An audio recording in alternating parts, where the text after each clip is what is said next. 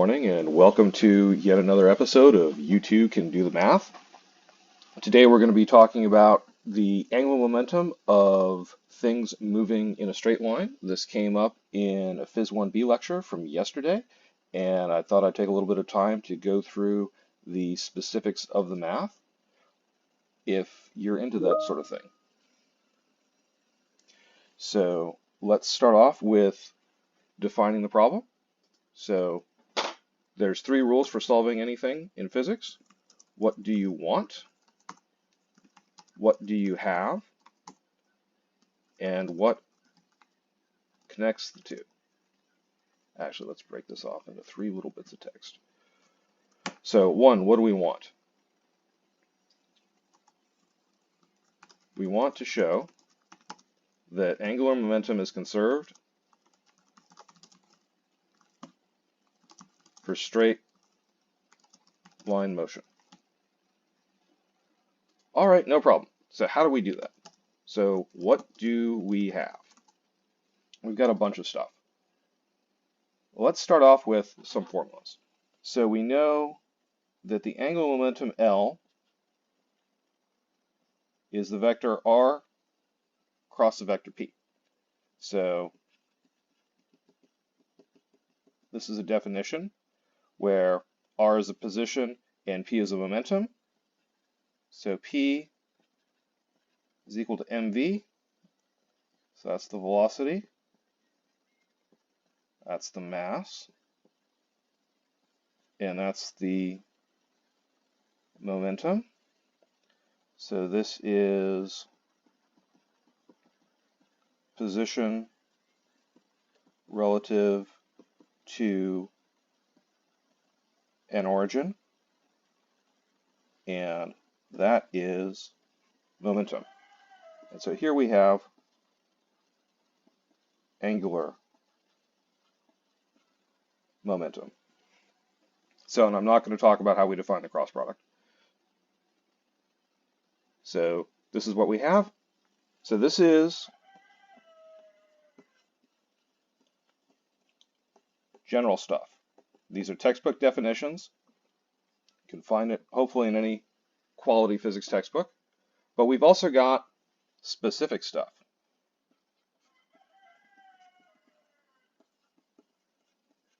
To this problem. So we've got, let's just call it a little rocket ship here. You can see exactly why I didn't make it as an artist. And let's describe its motion as a straight line. So we've got some velocity vector v, and we're trucking along at some constant velocity.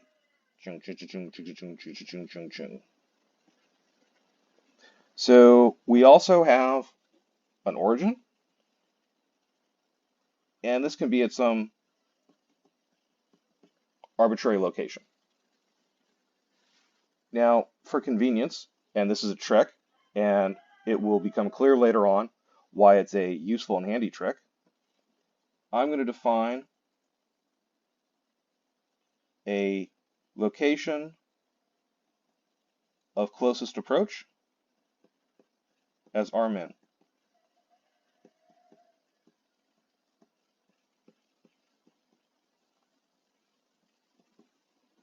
And at that point, R min is perpendicular to V. So that will end up simplifying our math later on. We don't have to pick a reference here of R min, but it will be handy later. So if we want to describe the motion as a function of t, we've got that it's R min plus V of t, where t is equal to 0 is the point of, or rather is the time of closest approach.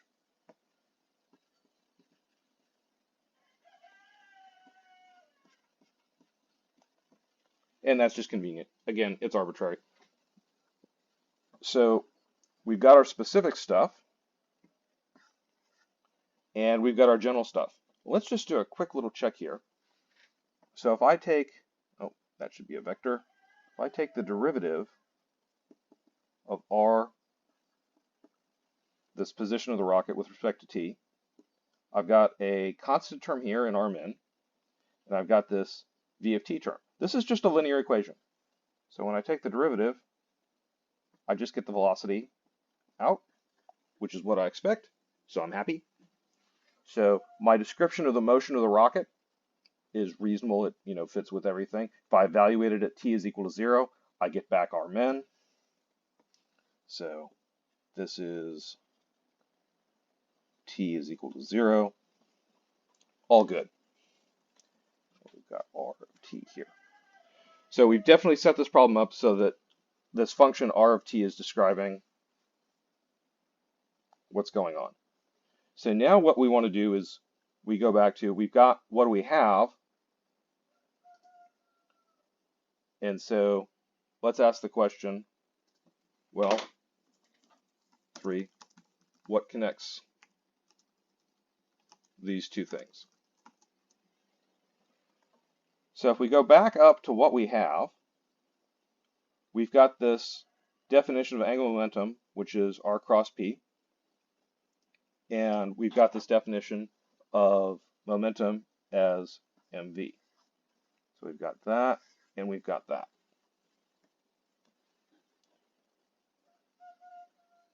So let's say L is equal to R cross P. It's always good to copy down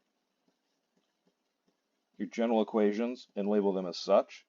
And then we're going to substitute in that P is equal to mv. This is also something that's general. So we're going to have L is equal to R cross mv. So all I've done here is this is just copy paste. I've got P here, and I've copy pasted in mv. Now once I've copy pasted in mv, I can notice m's a scalar. I can shift that out front so I can have m quantity r cross v. I could have done this in one step, but I'm breaking it up into two to reduce the chance that I make a mistake.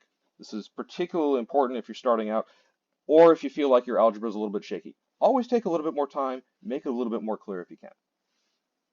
So we know that m is a constant, velocity, constant, not constant. So r is actually, r is a function of t.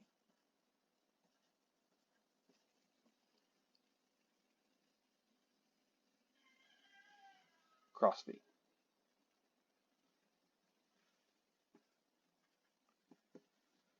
So again, what we can do is we had r of t is equal to, what did I call it? I call it r min? Yep. R min plus v of t. So this is problem specific content. So now I'm going to go for double parentheses here. R min, that should have a little vector guy on it, plus v, oh, that shouldn't have parentheses on it, that should just be v times t. Try not to screw up too much. Cross v.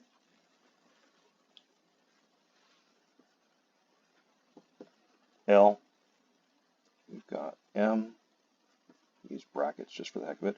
Now because this is addition, we can break it up into r min cross v plus vt cross v. Let's simplify this a little bit more.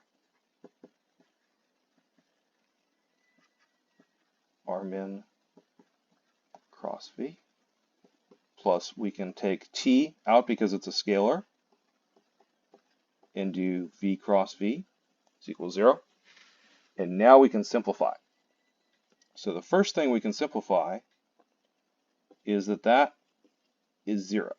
Whenever you take a vector and cross it with itself, it's 0. So yay, we can get rid of that. And so then it doesn't matter what t is because you're multiplying it by 0. So that's the first happy thing. So the second happy thing is for this specific problem, r min and v are perpendicular in this specific case. So this is coming from the fact that when we defined our problem, we said at t is equal to 0, we're at this minimum distance from this arbitrary origin point that we've picked, and that at that point, the velocity is perpendicular to r min. So we've been crafty in how we've set up the problem to make the math easier. You could pick a different reference point, you could pick one out here, and then there'd just be more math. So part of learning to do these problems is how to set things up so that the math becomes easier. And so this is one of these tricks. So when we do a cross product here between these two of r min and v, because they're perpendicular, that just becomes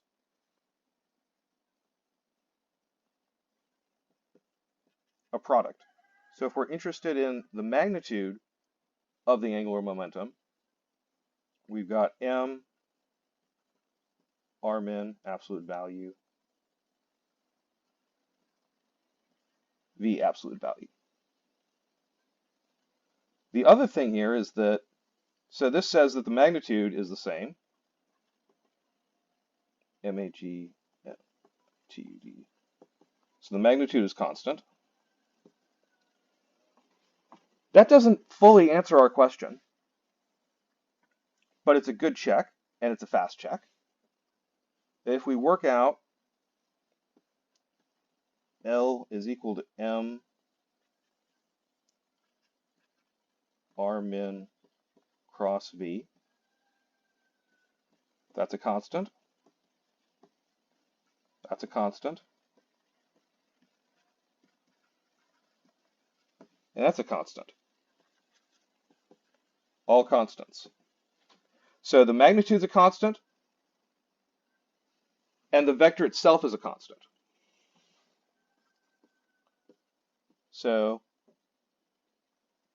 L vector is constant. Thus, angular momentum is conserved. All right.